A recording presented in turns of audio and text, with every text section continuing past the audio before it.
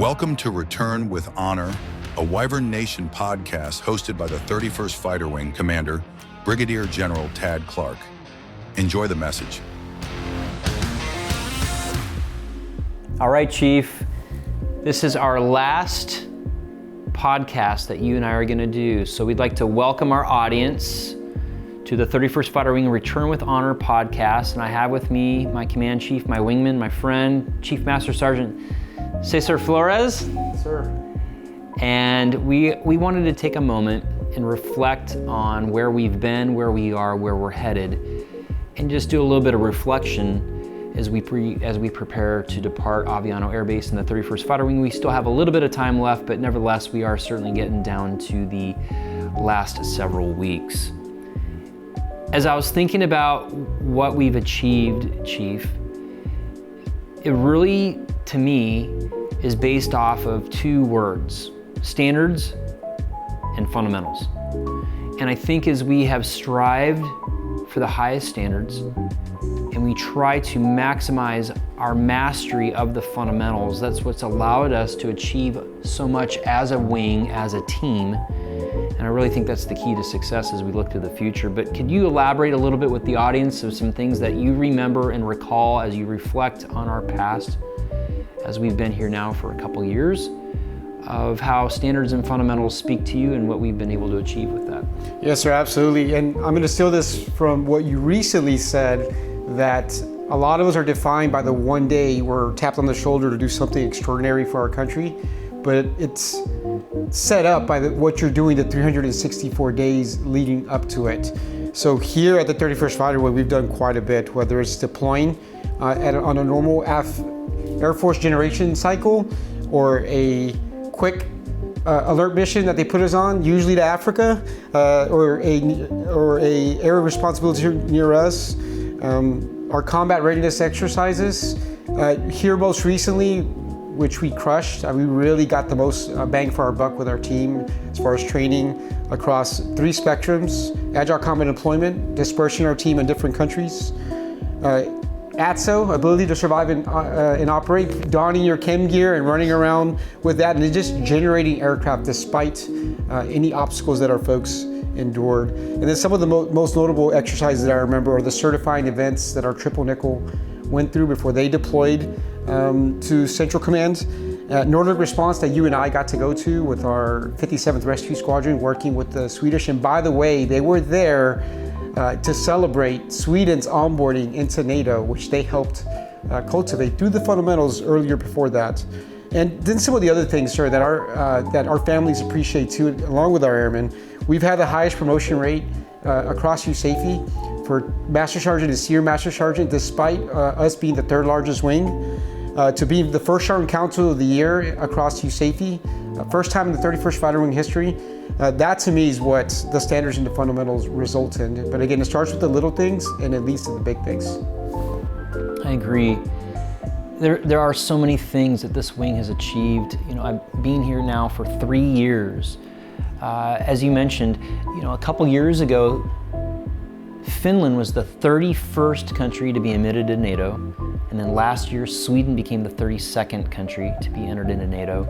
And the relationships we have with those countries is phenomenal. You mentioned the Triple Nickel, and they deployed back in 2023.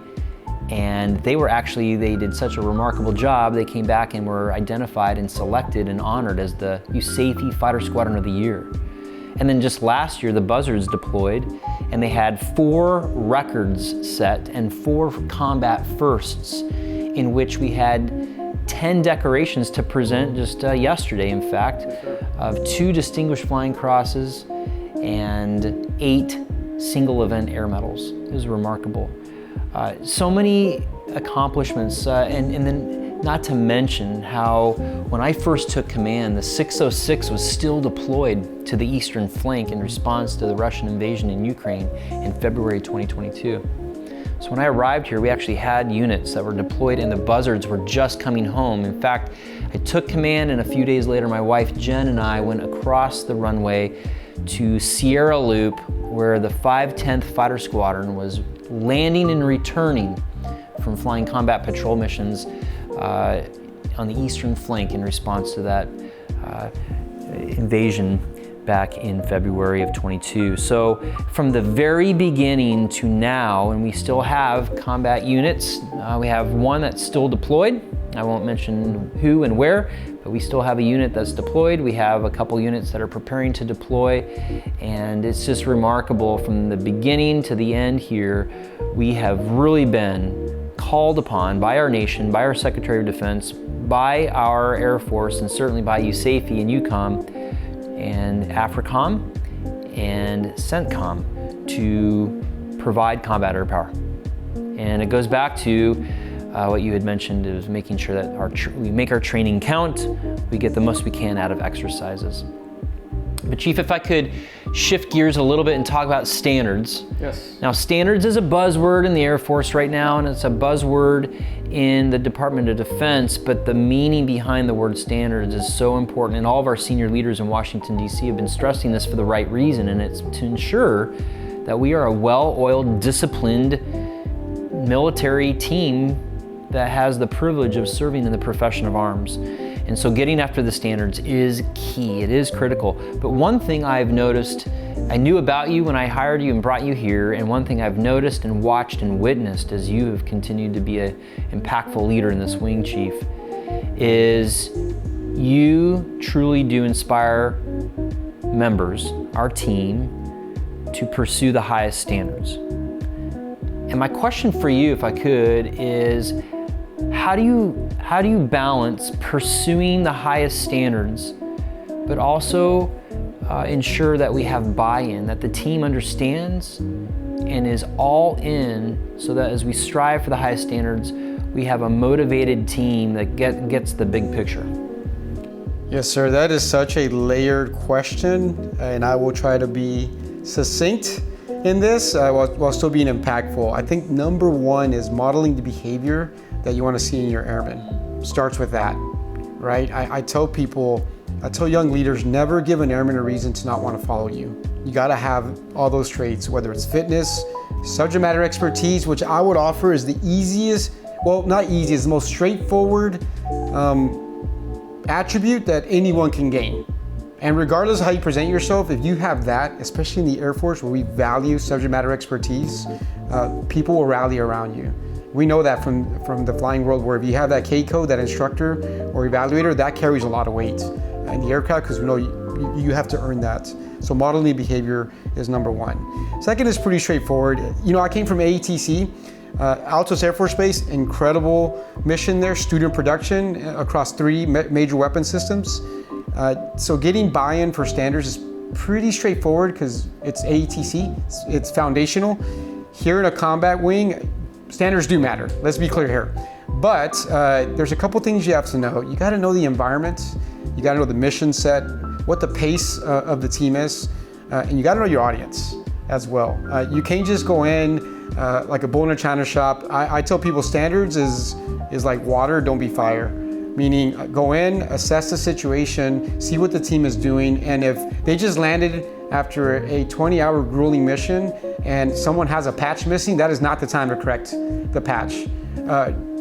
If anything, recognize and honor the fundamentals and standards that went into executing such mission, that they got their rest and everything else. So to me, it's ordering correctly, knowing your audience, knowing the environment, and again, be water, not fire. A paper cut every day will get people to get buy-in to why these things are important and add context to it on why it's so important. One of the best examples I ever given was on my previous base, or 2 bases ago when I was at Mildenhall.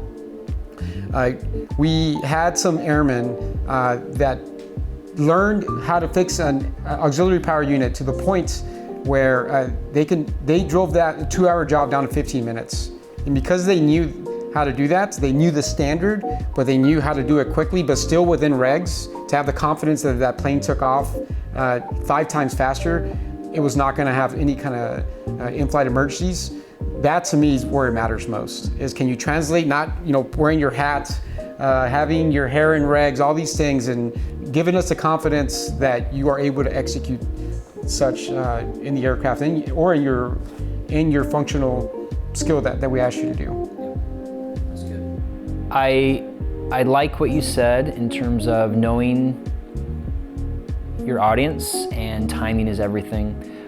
So I appreciate that, and I call that situational awareness. And understanding commander's intent and clearly communicating intent. And so the intent of our senior leaders, from the Commander-in-Chief to the Secretary of Defense, to the Chief of Staff of the Air Force, all the way down here to those of us on the line, commander's intent is clear. We want to be a team of warfighters that are ready and that we adhere to the highest standards, and for a disciplined team. If there are moments where we see some correction that's needed, understanding where we are in time and space, maybe it's better to address that at a later time. And there's also instances where we'll need to address that right then and there. But having situation awareness is so key. Yes, sir.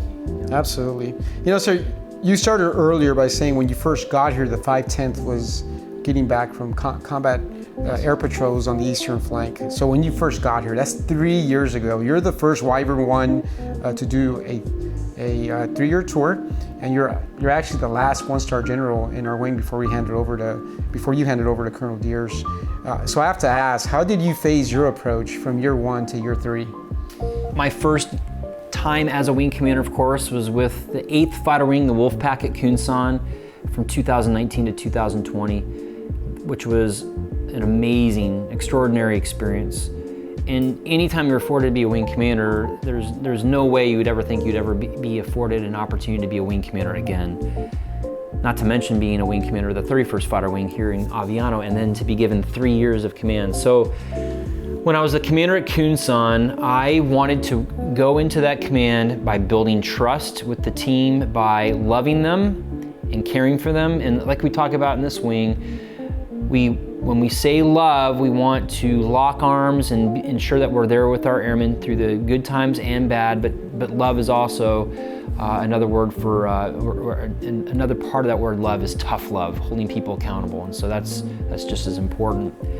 And people want that, right? It makes them feel like they're part of a team that cares about them and has standards, and there's accountability and ownership. I think that's key to a healthy organization.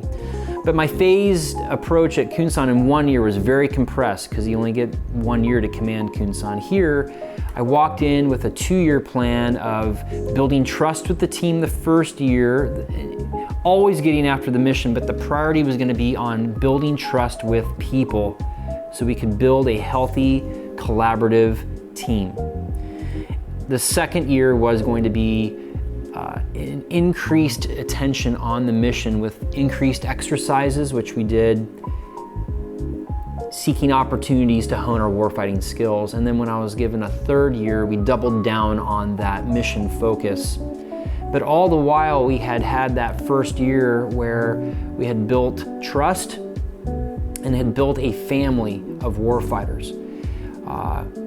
And not a family that's complacent and condones subpar performance and lack of standards, but a family that loves one another, treats each other with respect, but also holds each other accountable and holds each other to the highest standards, which I think fed into the 2nd year and the 3rd year nicely. So I think as I reflect on that approach, I don't think I would have changed that now. Knowing what I know now, I think that's paid huge dividends because we've had to pivot, course correct, implement some changes, pursue some initiatives, and impose a lot of stress on the team for the right reason, deliberately, intentionally.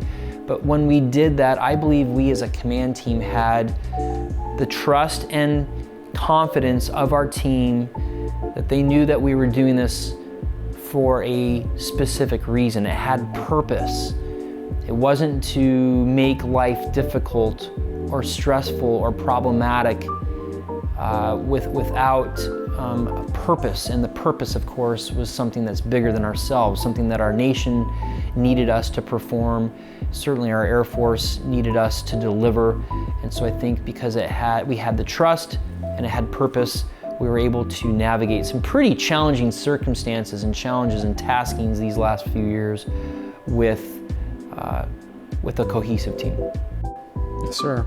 Yeah, trust, mission, and discipline, right, and the fundamentals. Sir, one thing that I've noticed just being your wingman, you're very good at whether it's getting after the mission, flying in the jet, strategic to operational to tactical, just going into meetings. And I will give context by giving the example of our first Wyvern welcome with our newcomers. And we went in and you said, Chief, desired end state is we make people feel welcomed, they relax, they understand some of the missions, some of our priorities, and that they're ready to hit the ground running here at Aviano. You've always been really good at two things, providing the why and desired end state. And I think when you do those two things very well, the standards and fundamentals easily follow behind that. And that's maybe an epiphany I had just here talking to you that's obvious, but again, we can go so many directions when we ask those questions, but I would ask that those two really add to that as well. You know that the only way we can pull that off is if you and I are in sync, the Deputy Wing Commander, Colonel Deers, the three of us, which we call the Iron Triad, we're in sync. We're in sync with the group leadership, both the commanders and the senior enlisted leaders and the squadrons. It really takes a cohesive team. It really is interesting. We sit in my office and I don't have stacks and stacks of books. I actually have Math in Public, about 18 books displayed, and they're displayed on purpose because they all have a very specific message, but the majority of them are focused on communication.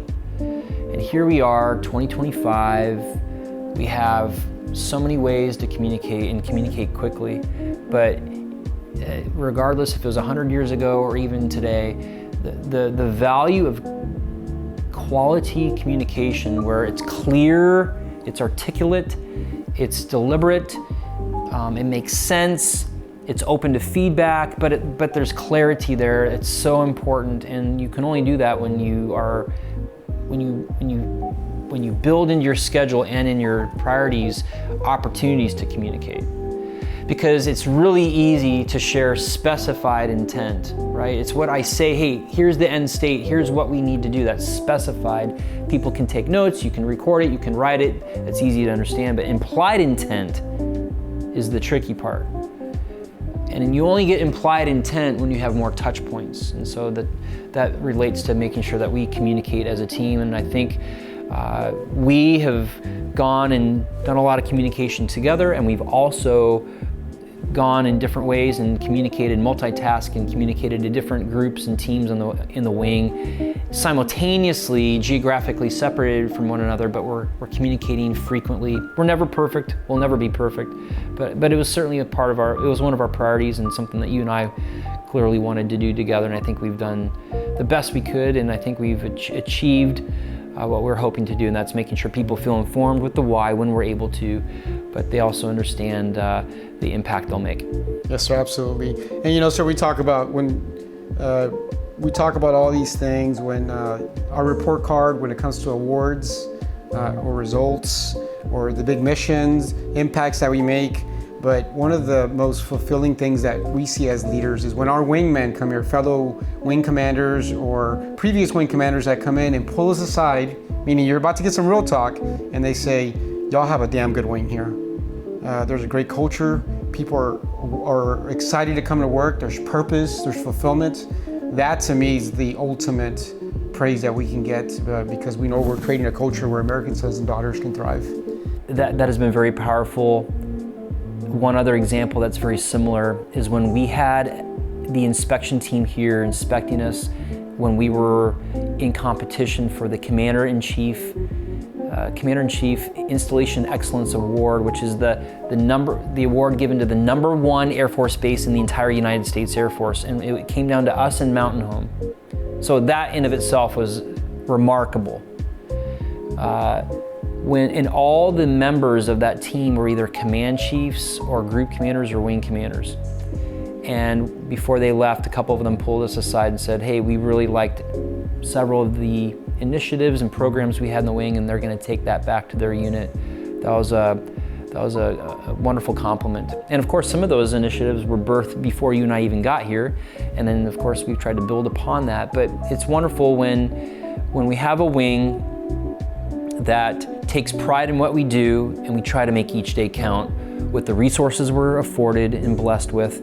And most importantly, we value the men and women that we've been entrusted with. Yes, sir. I know we're kind of wrapping up here, but based on everything you said, sir, what's your lasting message to the wing as we conclude this tour on 11 July? It goes back to standards and fundamentals. If we know what the standard is and we hold people accountable, I think everybody desires that. There's maybe some naysayers here and there, small percentile, but I think the caliber and the character of men and women that willingly take the oath of enlistment or oath of commission to enter the United States Air Force. And also, I don't want to eliminate our civilian, federal civilians and teammates, because they do the same thing. They're just as committed. Anyone that's dialed in and says, hey, I want to be a part of this profession of arms, because that is such a unique cohort and remnant of people, I think there's something in our hearts and in our minds and our souls, deep in our souls, that aspires to high standards, to excellence. And so it's our responsibility as leaders, whether we've been in the Air Force for 20 plus years, or if we are frontline supervisors that are brand new staff sergeants that graduated from Airman Leadership School within the last year, and you're a new leader, we owe it to our members to uphold and demonstrate highest standards. And so that's the challenge, to continue to do that. Don't let up. Don't only do this because everybody in Washington, D.C. is talking about it. Do it because it's the right thing to do. My favorite quote is General Paxton. I've said this time and time again. I'm going to say it again because it's my favorite quote. General Paxton, retired 4-star Marine Corps, once said, "Do the right thing and do the thing right." And I love it, because that is exactly what standards are all about. And then last but not least is fundamentals.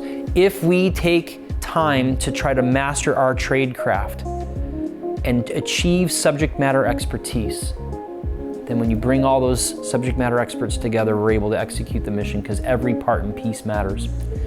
I'll actually end on this. So, Chief, yesterday you and I had an opportunity to recognize 9 war fighters that earned distinguished flying crosses and single event air medals.